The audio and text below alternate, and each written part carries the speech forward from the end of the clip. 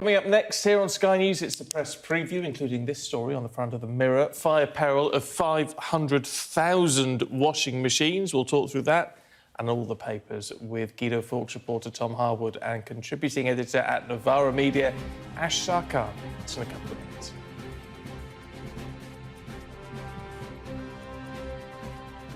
Well, this is the press preview. A first look at what's on the front pages as they arrive here. We'll talk through those in the next 30 minutes with Guido Fawkes, reporter Tom Harwood and contributing editor at Novara Media, Ash Sarkar. Good to see you both tonight. Before we have a chat, let's just run you through the front pages. And the Times leads on today's Labour Party meeting, reporting Jeremy Corbyn was savaged by returning MPs after the party's election defeat. You ain't seen nothing yet, folks, is the headline for the Metro after Boris Johnson shared the first cabinet meeting of his new government. Turkey allowing senior Hamas operatives to plot attacks against Israel from Istanbul. That's according to The Telegraph. The Financial Times says Shell paid no corporate income tax in the UK last year, despite generating profits of almost $731 million. The Mirror leads on the recall of more than 500,000 faulty Whirlpool washing machines. An NHS manager has urged the Prime Minister to end the shortage in hormone replacement therapy drugs. That's in the Express. The Eye says air pollution is causing a surge of winter illnesses. And The Sun has the news that Caroline Flack will not host the next series of Love Island after being charged with assault. So let's talk through some of those with Tom and Ash. And we'll kick off with, well, we've got to talk politics to begin with, haven't we? And I think we've got the Telegraph to start with. Who wants to kick us off? Well, this is the meeting, the Parliamentary Labour Party meeting that happened tonight where members of Parliament, the few remaining Labour members of Parliament, confronted Jeremy Corbyn over that disastrous election defeat for him. And I actually spent quite a lot of this evening standing outside that meeting trying to glean what we could through the doors. One Labour MP said to us as she was walking in that we're going to need a smaller room, and that really set the tone for the whole affair. We've got reports in the Telegraph tonight of how one by one members of Parliament savaged the leadership and encouraged him to not stand down in a few months as he promised, but to stand down immediately. They're really, really angry. Ash, what do you make of it all? So we spoke to Ian Lavery shortly after this PLP meeting, and obviously the atmosphere was very acrimonious after this disastrous electoral defeat for Labour. The feeling in the room was split in those on the right of the party who wanted Jeremy to go straight away, and some of the newer MPs like Nadia Whittome, Claudia Webb, who are very keen on Corbyn staying on at least for the period of a leadership contest, because of course with Tom Watson having resigned, there's no deputy leader in the party at the moment. So who would take over that role as interim leader? Completely unknown. Is there a danger here, as far as Labour is concerned, that it's almost like ripping the plaster off very slowly if he's around for the next 8 or 10 weeks? Well, I think when you've got a 5-year Boris Johnson majority, the next 8 weeks are neither here nor there. And if you listen to an MP like Lucy Powell, who isn't a Corbynista by any stretch of the imagination, one of the things that she's warning against is going straight into the leadership contest, lots of infighting, lots of competing, without taking the time to look at precisely what went wrong, not just in this election campaign, but the 3 that preceded it. Labour have lost 4 elections in a row. They've had a problem of declining vote share for quite some time. 2017 was the outlier. So the problems go deeper than either Corbyn or Brexit. It's quite interesting for the Conservatives on this, because, I mean, normally one party would gloat over the other during these sort of difficult times. But, of course, the Conservatives can't afford to do that, can they? And that they've got these, these heartland Labour seats that they've now turned blue. They've got to work out how to hold on to those. And they're very keen to not be sort of grandstanding. It was interesting today when Parliament reconvened and the Conservatives almost couldn't fit on those government benches, all crowded out, standing up, sitting on the bits in between the benches, completely full. There wasn't that sort of jubilant bolshiness that we sometimes expect from Prime Minister's questions. It was actually quite a measured statement from the Prime Minister, not trying to do any party political attacks. And it's interesting how he's termed this the People's Government, the People's Cabinet, the People's Parliament. He's very keen to be acting as that overarching figure for the whole country and not turn it into a partisan battle. I think the Conservatives are very happy right now to stand back and let the Labour Party tear chunks out of each other, as they seem to be doing this evening. Yeah, we heard from Wes Streeting a little bit earlier on. I mean, get absolutely furious as to what has gone on, and the sort of concern that is being raised as to Jeremy Corbyn saying, yeah, we didn't win the election, but we won the argument. I mean, that seems to be something which is causing a lot of consternation still in the PLP. I think he's been a lot more contrite than that. He's also said that he takes responsibility for the result. He's very sorry. John McDonnell reiterated those points as well. And fundamentally, the buck stops with the top in any electoral defeat. I think what he's referring to in terms of we won the argument, had it not been for that 2017 result, I don't think we'd have seen the Conservatives be so bold on spending. I don't think that we would have seen them take on the NHS, which has traditionally been a very troublesome issue for them, in the way that they have. And they wouldn't have been able to put together that red Tory economic agenda, which is part of what won them those seats in the North and the Midlands, which had made up the Red Wall. So I think that it's important to be able to look at how the conversation has changed in the last 4 years, whilst also recognising that at the final hurdle, when it really mattered, Corbyn did fail the test at the electorate. I think we're in danger of rewriting history here. For a long, long time, the Labour Party was saying that this was not a large amount of spending the Conservative Party was going down. The IFS said that it baked in austerity. There are measured spending increases that we would have expected anyway, I think, despite what the opposition was saying. This is a natural progression of having the finances under control and a growing economy. It means that you can invest in some of those areas, and it's very clear that the Conservatives have made the NHS their top priority. Before you dive in, Ash, let's have a look at the Metro. So we look at a different paper. You ain't seen nothing yet, folks. I mean, this is the interesting thing, isn't it? That we don't. We've got the manifesto promises, which they say they are going to absolutely stick to, but we don't actually know quite what is in store, because with such a large majority, Boris Johnson can pretty much do what he wants. And I don't think that he was expecting his majority to be the size that it was. I think even he was a bit taken aback by it. I think that the interesting thing, and this is the sort of big conversation going on in the lobby at the moment, is will having a majority give Boris Johnson the permission to soften in terms of Brexit, or will he harden up his position? Will he please those sort of Brexiteer hardliners who have just joined the government benches? We've heard that today, haven't we, from the fact that, saying they're going to enshrine in law the end of the trade talks at the end of 2020, deal or no deal? Absolutely, and the big question of what will constitute single market access, what will the nature of the trade deal be at the end of this year? These are all things which are up for grabs, which are still to be seen. One of the things that is interesting is that he has already rode back on some of those promises, in particular on enshrining workers' rights and keeping our conditions up to parity with the EU. There's already been something that's being rolled back on. So I think that this idea of Boris Johnson is very keen not to upset those newly won over Labour seats. I think he's also going to test the waters on how much he can get away with. Shaking your head, Tom? Yeah, I think there's a danger in viewing these Labour seats as inherently left-wing. I think in many parts of the north, particularly in the industrial heartlands, those old Labour heartlands, they famously hate workers' rights in the industrial heartlands. People don't vote for the Labour Party because they're diehard socialists. It's not this sort of intellectual Marxism that we find in London and in circles like Novara Media and the Labour leadership. People feel culturally attached to the Labour Party, and actually that cultural attachment has totally dissipated now. And what people will appreciate, the way these seats will be retained over the years, will not be through left-wing economic agendas, but will be through material improvements in the livelihoods of those people, and that's delivered through free markets and enterprise. As you respond to that, Ash, let's move on to the Sun, see what they've got on the inside pages this morning. You ain't seen nothing yet again. On this point about the difference between metropolitan London and up north industrial heartlands, is that this is the absolute opposite of how Neil Kinnock viewed it back when he took over the party and purged it of militant, because his pivot to the professional classes, to metropolitan seats and to London was to break the power of what he identified as working class radicalism. So I'm afraid that this idea of London is just full of airy-fairy, textbook radicals, and that's not the case. And that's not the case in working-class industrial strongholds. It's actually completely ahistorical.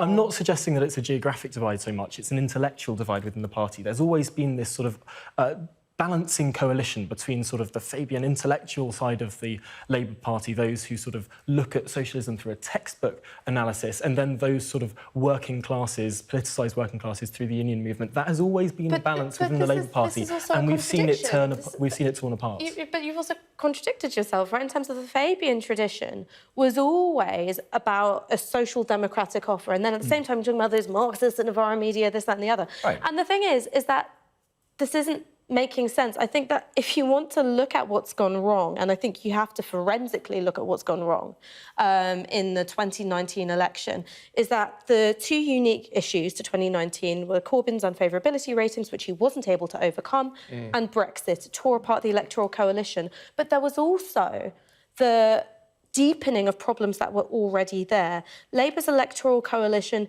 is made up of the asset-poor young, people who also tend to be moving out of those former industrial towns, those former industrial villages, and into metropolitan areas. So you've got a really uneven geographic spread of vote. You saw that in 2010, you saw that in 2015, and you also saw it 2017 and 2019. It's very complex. Let's just finish off briefly with the Times. Pages 8 and 9 this morning. No sloping off to Davos. Right, this is again that message of this people's government. There has been this idea of a Davos summit with people like Ed Balls and John Major and Tony Blair and the political elites who've attended these global summits, and they all agree with each other and want to decide centrally how to manage economies and deliver things. This is not what this government's about. This government wants to show it's on the side of the people rather than the elites, and that means stepping away from this sort of centralised bureaucratic thinking, stepping away from the central planning, the big banks, this whole agenda that I think people have rejected pretty resoundingly in the last few days. This is a government that's going to focus relentlessly on improving the lives of the people and not on remote, unaccountable, undemocratic institutions. OK, on that note, we need to leave it just for the time being. More from you two in just a moment as we see how nurses could see a boost under Boris Johnson's new funding plan.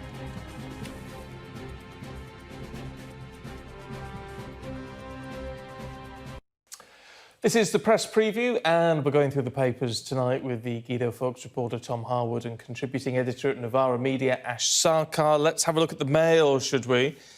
Looking at student nurses with a £5,000 bursary, apparently.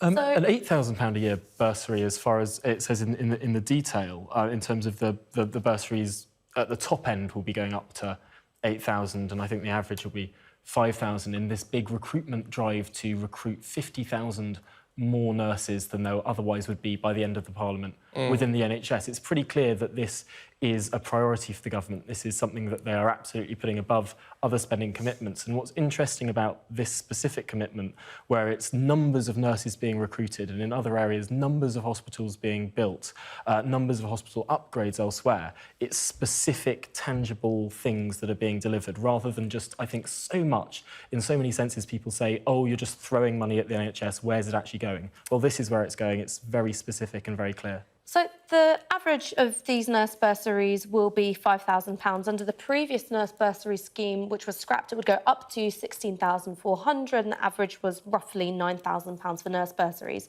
So we'll see if this will have the desired effect of pulling more people into nursing. There was, of course, that huge controversy during the election campaign where Boris Johnson promised 50,000 more nurses. It turns out that 19,000 of them would be retained. It was a little bit of that new Labour-style double accounting, how you make your numbers sound a little bit more impressive. More than there otherwise would be. You're not going to... Well, yeah, it's a little bit when, you know, I was going to say something awful about how men tend to inflate certain things when they're messaging you on Tinder, but I'm not going to do that. What I think this shows is that I think Boris Johnson is trying to say, look, I'm making good on these things already as quickly as I possibly can. However, because it isn't a return to the previous funding scheme, I doubt that it will have the desired effects of pulling in quite as many nurses as he's saying that it will? Well, I think that what we're seeing now with these immediate pledges, I mean, I can't remember a government that on its first couple of days, I mean, MPs have not even been sworn in yet, and this is stuff that's happening now. These are the ministers who are literally pledging money and putting these plans in place as we speak. This sort of stuff will mean that the Conservative Party will be able to go into that 2024 election, if we can look 5 years from now, if we can bear it, with tangible results, because this is not a regime that wants to let people down. They've seen so many broken promises in the last few years in politics, and they are determined, absolutely determined, to deliver what they've promised. Well, it is one of those things where we are going to have to wait 5 years to see what has been delivered. Let's just finish off with the Telegraph business page, should we? What have they got to say? The BBC under threat when it comes to local news. Finally, I'm amazed that there is a preclusion on competition in local news. It seems bizarre, it seems almost weirdly authoritarian that in the broadcast realm there can only be one provider. I think that it's really interesting. There's two, I mean, there's ITV News in the regions. No, absolutely. But opening that up further, rather than having this duopoly that can often seem very top-down, I think will be a very exciting time. I think in the terms of broadcast and in terms of media more generally, we have had such a claustrophobic atmosphere, and it's right to review the licence fee, and it's right to review opening up these kind of spaces for more independent media. Whether this goes ahead or not, of course, we don't know. It's just being considered by Sky. I mean, one of the things that's been really interesting about this general election is the way in which local news and regional news really excelled itself in breaking stories and changing the national conversation. In particular, the Yorkshire Post deserves a shout-out. And it would be really interesting to see if more competition within local news broadcasts could do the same sort of thing, makes everyone raise their game a bit, starts thinking about how local news, regional news can reshape the national conversation. I do wonder, however, if we're focusing a lot on news broadcasting on television, is that this is something which is not really appealing to younger news consumers. Most younger news consumers get lots of their news online. There was some number crunching, I think, from Jim Waterson at The Guardian, which showed that most young people are getting their news from just, skim reading headlines. So I wonder if you'll merely see a sort of doubling of audiences, those older viewers who already watch TV news, who would then be watching this local broadcast Sky News, rather than bringing in a new and younger audience. Well, we have to leave it there. We are out of time. Good to see you both, though. We'll see you a little bit later on. Let's have a look at the weather for you. Well, this is the press preview. A first look at the newspapers as they reach us here at Sky Centre. We'll talk through them in the next 30 minutes with Guido Fawkes reporter Tom Harwood and contributing editor at Novara Media, Ash Sarkar. Good to see you both. Before we have a chat, let's run you through some of those front pages, and we'll start with the Times. It leads on the Labour Party meeting, reporting Jeremy Corbyn was savaged by returning MPs after the party's election defeat. You ain't seen nothing yet, folks, is the headline for the Metro, after Boris Johnson chaired his first cabinet meeting of the new government. The Guardian says Sir Keir Starmer has set out his pitch for the Labour leadership, saying he's seriously considering running in the election to succeed Jeremy Corbyn. Onto the Telegraph for you. Turkey is allowing senior Hamas operatives to plot attacks against Israel from Istanbul, it says. The Financial Times claims Shell paid no corporate income tax in the UK last year, despite generating profits of almost $731 million. The Mirror leads on the recall of 500,000 faulty Whirlpool washing machines. And the NHS manager has urged the Prime Minister to end the shortage in hormone replacement therapy drugs. That's the main story for the Express. The Eye says air pollution is causing a surge of winter illnesses. And The Sun says Caroline Flack will not host the next series of Love Island after being charged with assault. So let's talk through some of those with Tom and Ash. And we'll kick off, should we, with the front of The Guardian, looking at the Labour leadership contest. And Sir Keir Starmer sort of almost throwing his hat into the ring. Dipping a toe, Yeah. I think, dipping a toe. I mean, so obviously there's a lot of focus on who the runners and riders are in this contest to replace Jeremy Corbyn. The real thing kicks off in early January. But Keir Starmer is one of the most well-known Labour frontbenchers. He would be pleasing to the party's mostly Remain voting membership base. However, and this is what's, I think, been covered elsewhere in the Times as well, you've got Lisa Nandy. She's been saying that Labour needs to pay much more attention to its former industrial towns, such as the seat that she represents, Wigan. You've got Angela Rayner, who we all know is quite a sparkly performer, very charismatic. Becky Long-Bailey has been tipped as a potential successor as well. And I have a feeling there'll be quite a few more names before this whole thing is over. What do you reckon, Tom? What's your sense of it all? Well, it's interesting that the dust has barely settled on this election result, and already we've got pictures like this. Keir Starmer on the front page of The Guardian, Lisa Nandy standing up in Parliament earlier today, making quite an overt pitch as to why she is the person to win back those Labour heartlands that have moved on, trying to win over the left of the party, and also lots and lots of reports of what could be a teaming up between two flatmates, and Angela Rayner and Rebecca Long-Bailey as a perhaps leader and deputy leader team. So it is all moving incredibly quickly, and that period for reflection is getting squeezed, and perhaps it would be better for the Labour Party to really take a step back and under fresh leadership have that more even consideration of what happened, because there is a fear from a lot of the moderates within the Labour Party that if Corbyn presides over this whole contest, it could be skewed towards candidates and agendas that he favours. But don't you have to have a leadership contest after a period of reflection so people can decide who is the right person to take the Absolutely, There are but two the fear... MPs who've been really leading the way on that, who I don't think are that interested in the leadership at all.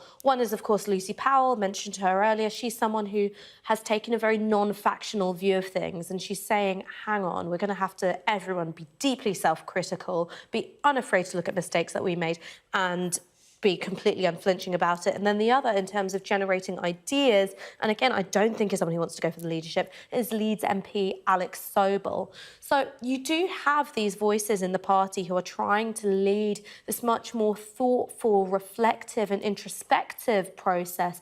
I think it's difficult when inevitably we know that there is going to be a leadership election so soon, but the PLP can't make up its mind. Does Corbyn go right now, in which case we don't know who an interim leader would be because there isn't currently a deputy leader, which would probably hasten this question of infighting leadership contest, or does he hang on for a couple more months and let this contest take its own form?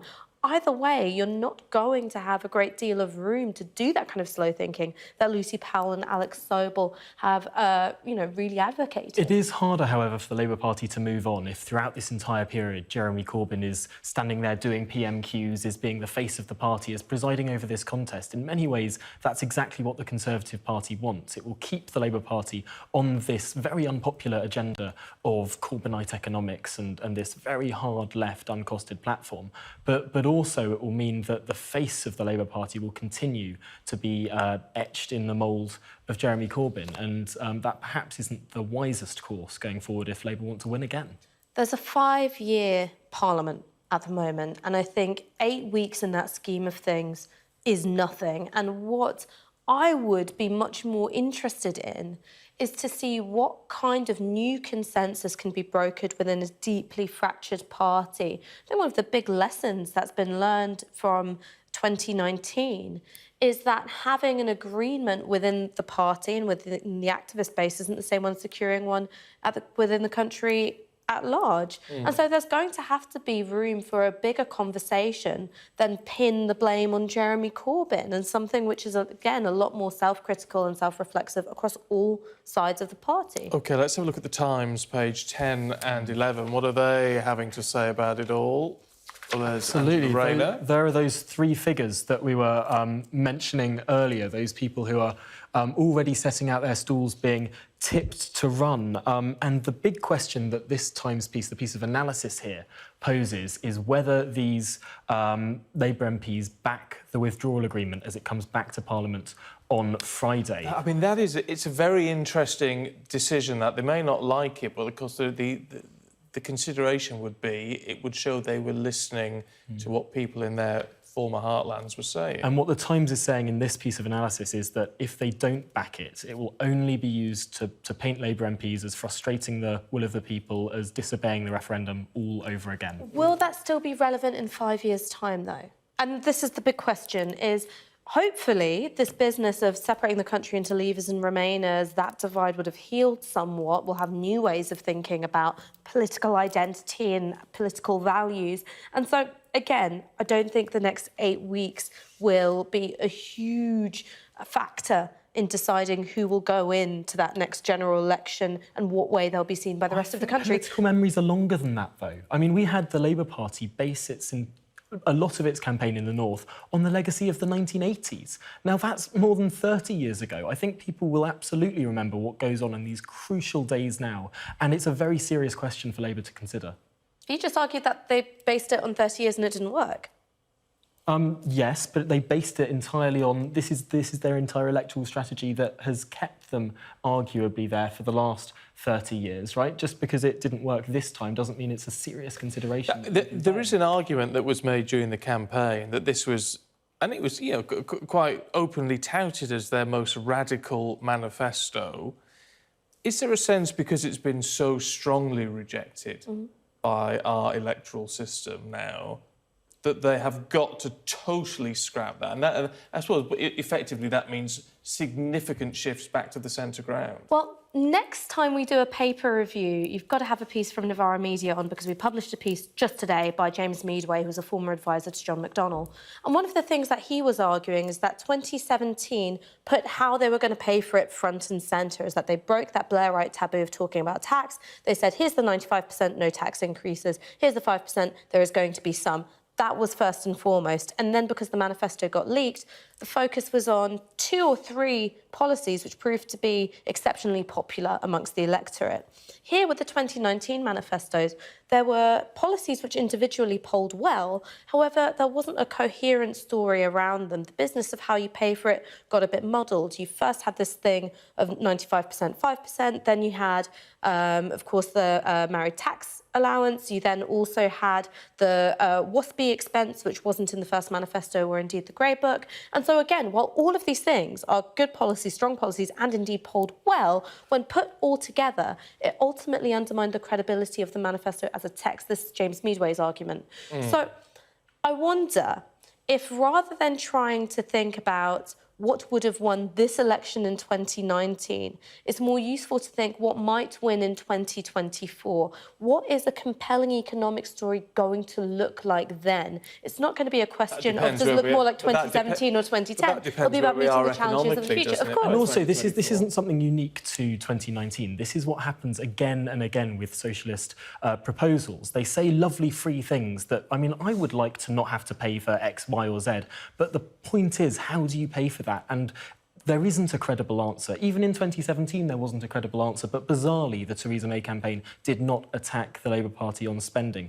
I think a Labour advisor... But you look at the criticism from the IFS in 2017, it was largely absent, not the case in 2019. So you are talking about 2 very different sorts of economic documents. Sorry to cut across you, but I think that you have to look at things specifically on their own terms, what worked and what didn't. The fact is that Labour Party in 2017 presented a manifesto which was treated as credible by the IFS, which had a compelling story and was fully costed. These are facts. There were Labour Party advisors who said it was credible for the Conservative Party to find billions of pounds of unfunded spending commitments within that manifesto. The Conservatives chose not to fight on that, bizarrely.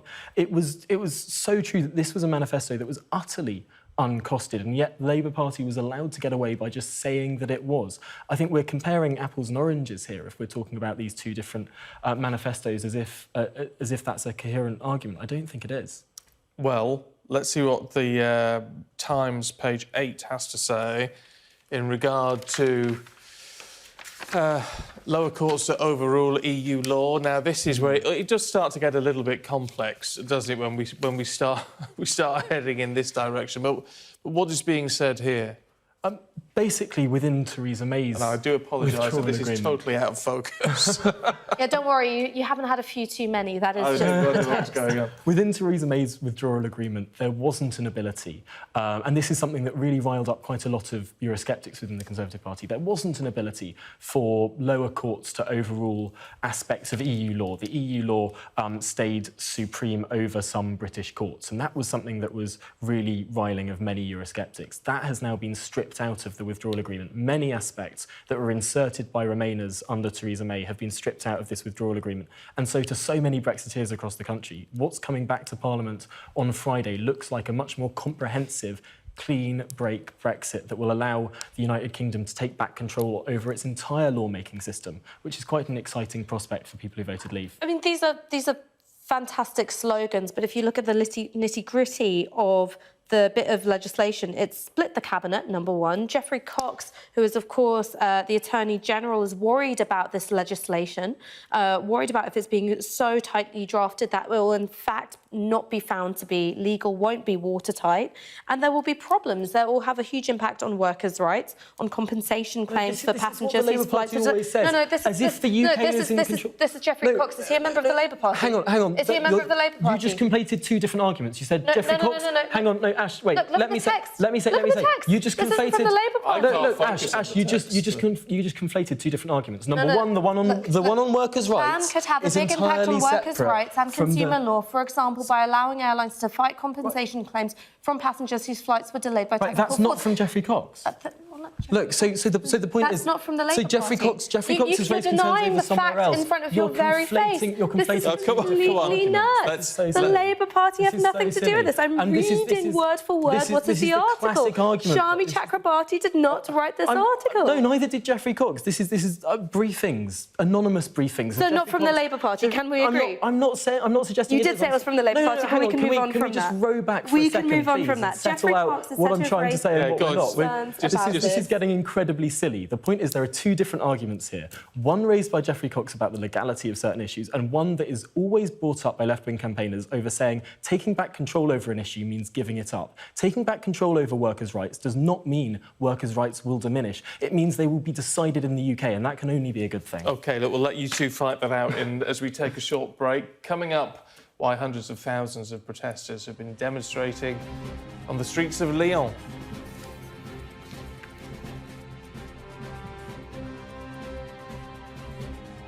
This is the press preview. We're talking through the papers with Tom Harwood and Ash Sarkar. Let's have a look at the Times.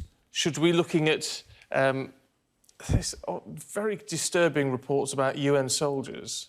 So this was reports from Haiti where a UN soldier embarked on, I don't think you can even call it a relationship, a sexual relationship with a 14-year-old girl in exchange for small sums of money and food. She was left pregnant, and then he went back to Brazil, who's offered nothing in the way of financial support. And unfortunately, this is not a rare case. There have been children fathered by UN peacekeeping forces in Haiti. Some are the result of rape, others from this phenomenon of transactional sex. And there's absolutely... no recourse to justice for many of these girls and women. There isn't meant to be immunity for its personnel who are accused of sexual exploitation, but as yet, there's been very little accountability. The UN is supposed to be trusted as a global force with integrity. They're supposed to rise above geopolitical issues, and the fact that its peacekeeping forces can't be trusted not to exploit the very vulnerable young women and girls that it comes across. But they are there to outrageous. protect, in effect. Yeah, and I do worry that cases like these do undermine the rules-based order that the world is supposed to operate on, and it is concerning when intergovernmental institutions like the UN that really should be there as a beacon for how things should be done descend like this. And I think the UN has had so many scandals like this over the few years. Unfortunately, there's too many powers still left in the hands of the countries who've sent the soldiers in the first place. So, for instance, there was this case of UN peacekeeping soldiers who came from Sri Lanka. They were found to have been operating a sexual abuse ring of children, and these soldiers were repatriated, but they were never prosecuted. And so the system as it is set up in such a way that countries who want to avoid the sort of negative press of the behaviour of their soldiers overseas don't have an incentive to prosecute and hold these men accountable. No, that's clearly where there is an issue. Look, can we look at the front of the FT, looking at French pension revolt? Yeah, this is President Macron has run into yet another problem. He seems to be running into problem after problem these days. This is continuing on really from that Gilets jaunes movement that sprung up in the wake of fuel tax rises. This is now pension reform in terms of amalgamating lots of different pensions and raising the pension age, a deeply unpopular reform that is sparking revolt and protest on the streets of Paris yet again. But he's refusing to budge on the issue. At what point do protesters have to be listened to by politicians, I wonder? Well, I think if Macron was looking at his personal popularity ratings, it's not the protesters who are really losing out here, it's him. He's going to find it very difficult going into the next presidential election.